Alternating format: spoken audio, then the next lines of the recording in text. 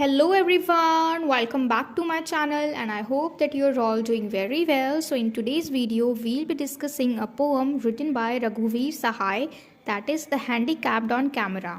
Poem को start करने से पहले हम थोड़ा सा पोएट के बारे में जान लेते हैं. रघुवीर Sahay he was born in 1929 and he died in 1990. और ये एक शॉर्ट स्टोरी राइटर हैं, एसेइस्ट हैं, literary critic, translator and journalist. तो ये था short introduction to the poet. अब हम चलते हैं हमारे पोएम पे. इसका टॉपिक है द हैंडीकैप्ड ऑन कैमरा. इसका क्या मतलब है कि हैंडीकैप जो है इसका इंटरव्यू लिया जा रहा है और जो इंटरव्यूअर है वो लोग इस पोएम में प्लानिंग करते हैं कि किस तरीके से ये लोग उसको एक रूम में लेके जाएंगे और उससे ऐसे ऐसे क्वेश्चंस पूछेंगे, इमोशनल क्वेश्चंस पूछेंगे ताकि वो भी थोड़ा इमोशनल हो जाए, वो रोने लग जाए और बाकी जो ऑडियंस है उनको देख के वो भी रोने लग जाए और उनका जो चैनल है जो भी चल रहा है उनका जो वॉच टाइम है वो बढ़े, उससे जो पैसा आएगा वो बढ़े. तो इस तरीके से ये लोग प्लानिंग करते हैं और जो कंसर्न ये लोग दिखाते हैं उस हैंडीकैप्ड को वो बिल्कुल भी रियल नहीं होता, जेन्युइन नहीं होता. और इंटरव्यूअर जो है उसको सच में नहीं जानना कि हैंडीकैप जो है उसकी कंडीशन क्या है, उसकी लाइफ में क्या क्या दुख है, उसको कितना दुख है, ये सब उसको सच में नहीं जानना. सिर्फ वो चाहता है कि वो किसी भी तरीके से इमोशनल कर दे उस हैंडीकैप्ड को, उस पर्सन को, ताकि जो ऑडियंस है वो भी इमोशनल हो जाए और इसका जो चैनल है वो अच्छी तरीके से चल जाए, इसको पैसा मिल जाए. लेकिन ये क्या चाहता है कि ये जो भी क्वेश्चन पूछ रहा है उसका आंसर जल्दी से जल्दी दे. ये सामने वाला जो हैंडीकैप्ड पर्सन बैठा हुआ है, ये जो डिसेबल्ड पर्सन बैठा हुआ है सामने जिसका इंटरव्यू चल रहा है, वो बस जल्दी से कुछ भी आंसर दे दे.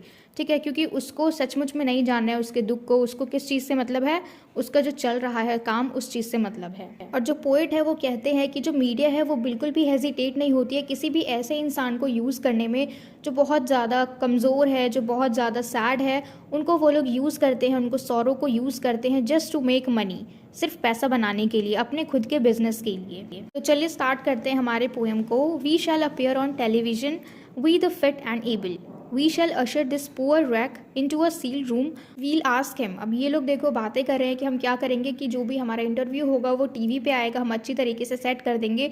और ये जो पुअर रैक है, यानी ये लोग किसकी बात करें, उस हैंडीकैप्ड की जिसका ये लोग इंटरव्यू लेने वाले हैं, उसकी बात करें कि ये लोग उसे एक सील्ड रूम में लेके आएंगे और हम उससे पूछेंगे, क्या पूछेंगे, so you are a handicapped individual, are you, but why is this. कि देखो ये लोग प्लानिंग कर रहे हैं, पहले से क्वेश्चंस प्रिपेयर कर रहे हैं कि हम उससे पूछेंगे कि अच्छा तुम हैंडीकैप्ड इंसान हो, क्या तुम सच में हैंडीकैप्ड हो और तुम हैंडीकैप्ड क्यों हो.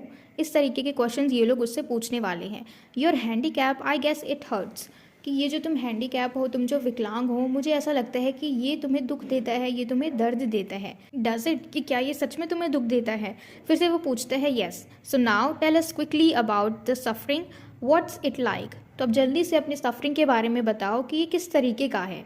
तो ये सारे क्वेश्चंस ये लोग उससे पूछेंगे ताकि जो डिसेबल्ड पर्सन बैठा हुआ है सामने वो इमोशनल हो जाए, वो रोने लग जाए, अपनी जो भी इंसिडेंट है कि वो किस तरीके से डिसेबल्ड हुआ, किस तरीके से विकलांग हुआ, उसको याद आ जाए, फिर वो रोने लग जाए, थोड़ा इमोशनल हो जाए और जो ऑडियंस है उन सब की अटेंशन उसको मिल जाए और जो इंटरव्यू ले रहा है इंटरव्यूअर उसको भी ये सब कुछ मिले, उसको भी अटेंशन मिले, पैसा मिले, ये सारी चीज़ें. तो इस पोएम में यही है जो हमारे पोएट हैं वो हमें बताना चाहते हैं कि जो मीडिया वाले लोग हैं वो कभी भी हेजिटेट नहीं होते दूसरों को यूज़ करने में और वो हमेशा खुद को स्ट्रॉन्ग समझते हैं बाकी लोगों के सामने. ठीक है, और बाकी लोगों को हमेशा वीक समझते हैं. तो पोएट जो है वो हमें ये समझाना चाहते हैं इस पोएम के थ्रू कि देखो सबसे पहली मेन चीज़ क्या है कि मीडिया वाले जो हैं वो हमेशा ही क्या करते हैं, दूसरों को यूज़ करते हैं.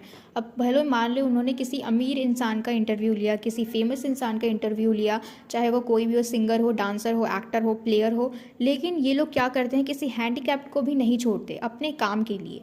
तो ये चीज़ बिल्कुल गलत है. He can't. Come on, tell us, what does it feel like to be handicapped? Well, I mean, how does it feel? At this point, we prompt him a little, is this how it is? Come on, tell us, try a bit harder. We can feel the opportunity slipping away. अब यहाँ पे देखो ये लोग आपस में बातचीत करते हैं कि इसका जो दुख है ये इस कैमरे पे नहीं बता सकता, ही कांट. फिर वो उसको फोर्स करते हैं कि कम ऑन टेल अस, अरे चलो अब बता भी दो कि क्या तुम्हें कैसा फील होता है एक हैंडीकैप्ड बनके, एक विकलांग बनके तुम्हें कैसा फील हो रहा है, चलो अब बता भी दो. I mean how does it feel, कि मतलब तुम कैसा महसूस करते हो एक हैंडीकैप्ड बनके. तो ये क्वेश्चन जो है वो लोग उससे पूछेंगे जिसका इंटरव्यू ले रहे हैं जो कि एक हैंडीकैप्ड इंसान है.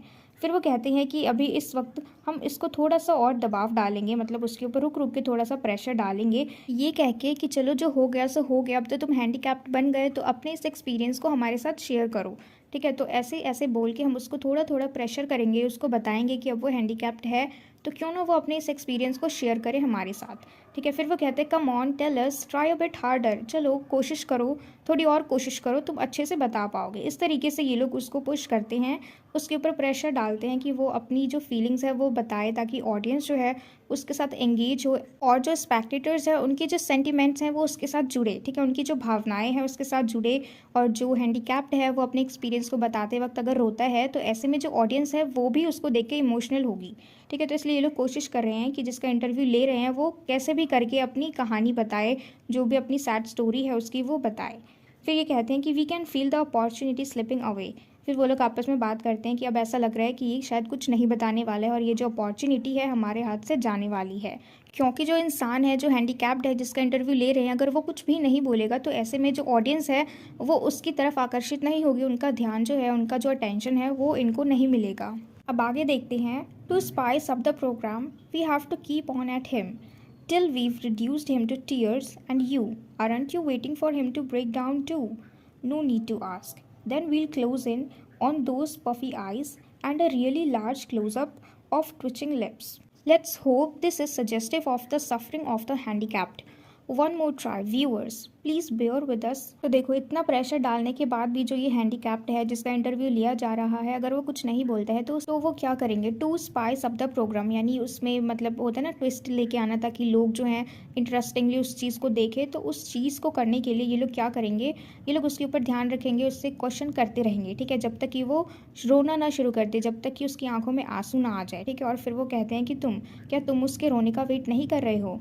ये जो लाइन है यहाँ पे, and you aren't you waiting for him to break down to, ये शायद ऑडियंस के लिए है, शायद। ठीक है, it's not confirmed, it's not sure, पर फिर भी ये शायद ऑडियंस के लिए, क्योंकि जो ऑडियंस है वो इस उम्मीद में रहती है कि इसकी जो भी दर्द भरी कहानी है, दुख भरी कहानी है, वो हमारे साथ शेयर करे, क्योंकि सबके मन में ये उत्सुकता आ जाती है कि हाँ भाई जानना है कि इसके आगे क्या हुआ होगा। तो इसीलिए वो कहते हैं कि हम तो चलो इससे क्वेश्चन पूछ ही रहे हैं, जो इंटरव्यूअर है वो तो क्वेश्चन पूछ ही रहा है, और इंटरव्यूअर के साथ साथ जो ऑडियंस है उनको भी इंतज़ार रहता है कि ये अपनी कहानी को शुरू करे, अपनी कहानी को बताए, ताकि वो लोग उसकी कहानी को और ज़्यादा जान सके कि उसके साथ क्या हुआ। ठीक है, तो यहाँ पे इसलिए ये लाइन यूज़ की गई है कि aren't you waiting for him to break down to, यानी अगर वो ब्रेक डाउन हुआ, यानी अगर वो रोया, अगर उसने अपनी कहानी बताई, तो ऐसे में सबको उसकी कहानी पता लग जाएगी। फिर वो कहते हैं नो नीड टू आस्क, कि इसमें क्या पूछने वाली बात है, ये तो नॉर्मल है कि जो ऑडियंस है वो खुद भी एक्सपेक्ट कर रहे हैं कि जो हैंडीकैप्ड इंसान है जिसका इंटरव्यू हो रहा है वो अपनी दुख भरी कहानी इनको बताए, क्योंकि उनको भी जानना है, जो ऑडियंस है, जो स्पेक्टेटर्स है, जो उसको देखते हैं, जो उसको सुनते हैं, वो भी इस उम्मीद में है कि उसकी कहानी को वो लोग जाने। फिर then will close in on those puffy eyes and a really large close up of twitching lips, यानी यहाँ पे बताया जा रहा है कि पफी आइज का क्या मतलब है कि अगर उसकी आंखें रोते रोते सूज जाएंगी, उसका जो फेस है ख़राब सा हो जाएगा, मतलब उसके फेस को रिकॉर्ड करके, उसका जो सैड फेस है उसको रिकॉर्ड करके ये लोग दूसरों की, यानी ऑडियंस जो है उनकी सिंपैथी को गेन करेंगे।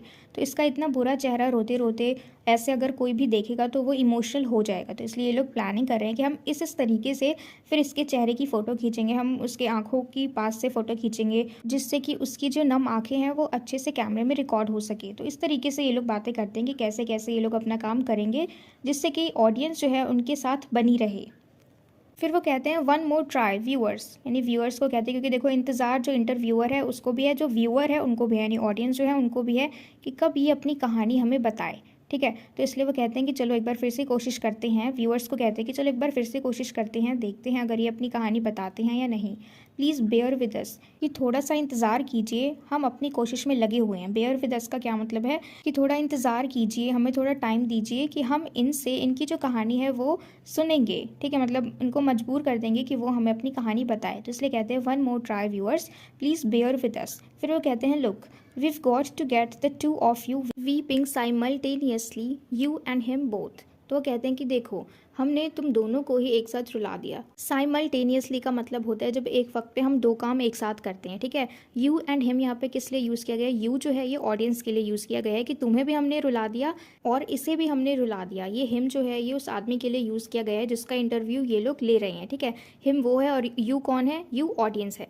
तो वो कहते हैं कि देखो हमने तुम दोनों को एक साथ ही रुला दिया, यानी एक बार में हमने दो लोगों को रुला दिया। पहला जो अपनी कहानी सुना रहा है जो हैंडीकैप्ड है, और दूसरा जो कि ऑडियंस है। देखो हैंडीकैप्ड इसलिए रो रहा है क्योंकि उसने उस चीज़ को खुद महसूस किया है, उस दर्द को खुद सहा है, ठीक है। और जो ऑडियंस है वो इसलिए रोते हैं, इसलिए इमोशनल हो जाते हैं क्योंकि वो लोग उसके दर्द को देख नहीं पा रहे हैं कि वो किस तरीके से इतना ज़्यादा दर्द सफ़र करता है, कैसे वो ये सब सहते आया है। तो इस तरीके से वो लोग भी इमोशनल होकर रोते हैं। तो यहाँ पे मतलब एक टाइम पे दोनों रोने लगे, जो अपनी कहानी सुना रहा है वो और जो सुन रहा है वो। फिर आगे देखते हैं cut. Well it didn't work, never mind, screen time's money, we can relax now, smile, you've been watching a socially significant program which damned near came off, thanks. तो अब देखो इसका क्या मतलब है कि इन्होंने जितनी कोशिश की थी, जितनी उम्मीद की थी, जिसका इंटरव्यू ले रहे थे कि वो अपनी कहानी बताएगा, ऐसा कुछ भी नहीं हुआ, ठीक है। लेकिन फिर भी थोड़ी थोड़ी अगर वो कहानी बता रहा था तो थोड़े थोड़े इमोशनल लोग हो रहे थे। तो इसलिए अब वो क्या कहते हैं, कट, चलो इस चीज़ को, इस सीन को कट कर दो, जो हमने सोचा था ऐसा तो हुआ नहीं, इट डिडंट वर्क। फिर वो कहते हैं never mind, screen time's money, कि चलो कोई बात नहीं, स्क्रीन टाइम का जो मनी है वो तो बन ही गया है, तो चलो इस सीन को कट करते हैं। फिर वो कहते हैं कि we can relax now, smile, कि अब हम रिलैक्स कर सकते हैं, स्माइल करो अब इतना सैड होने की कोई ज़रूरत नहीं है क्योंकि जो हमारा काम था वो तो हो ही गया। इनको जो सिंपैथी गेन करनी थी, इनका जो स्क्रीन टाइम मनी था वो तो हो ही गया, सब कुछ हो गया, फिक्स हो गया। you've been watching a socially significant programme. फिर वो कहते हैं कि तुम अभी तक सोशली सिग्निफिकेंट प्रोग्राम देख रहे थे, यानी जो चीज़ सामाजिक रूप से बहुत ज़्यादा इंपॉर्टेंट है, हम वो प्रोग्राम देख रहे थे, ठीक है। यानी समाज में ये जो हैंडीकैप्ड लोग हैं ये ज़्यादा हैं, ठीक है। और उनको हम किस तरीके से देखते हैं, किस नज़रिए से देखते हैं, हेट्रेट से देखते हैं, उनको अवॉइड करने लग जाते हैं अगर वो हमारे आसपास होते हैं। तो इस शो को देख के, इस इंटरव्यू को देख के हमें एक चीज़ सीखने को मिलेगी कि अब से हम किसी भी हैंडीकैप्ड को उस नज़रिए से नहीं देखेंगे, क्योंकि हमने एक हैंडीकैप्ड की कहानी सुनी, उसकी लाइफ स्टोरी सुनी कि वो किस किस चीज़ को बर्दाश्त करता है, कैसे इन सारे दुखों को सहता है। तो वही सेम दुख सारे हैंडीकैप्ड जितने भी लोग हैं उनकी लाइफ में होंगे।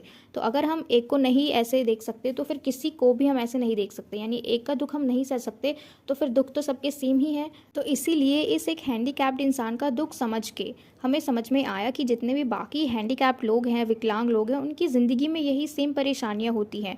और जैसे कि हम इस एक हैंडीकैप्ड को इग्नोर नहीं कर सकते, उसको हेट्रेड की निगाहों से नहीं देख सकते, ऐसे ही फिर हमारे दिल में सारे हैंडीकैप्ड लोगों के लिए, सारे विकलांग लोगों के लिए जो एक रिस्पेक्ट होता है वो चीज़ जाग जाती है। फिर वो कहते हैं कि विच डैम्ड नियर केम ऑफ, यानी मतलब जो चीज़ हमने कोशिश की वो लगभग तो वैसे ही हुआ जैसा हमने सोचा था।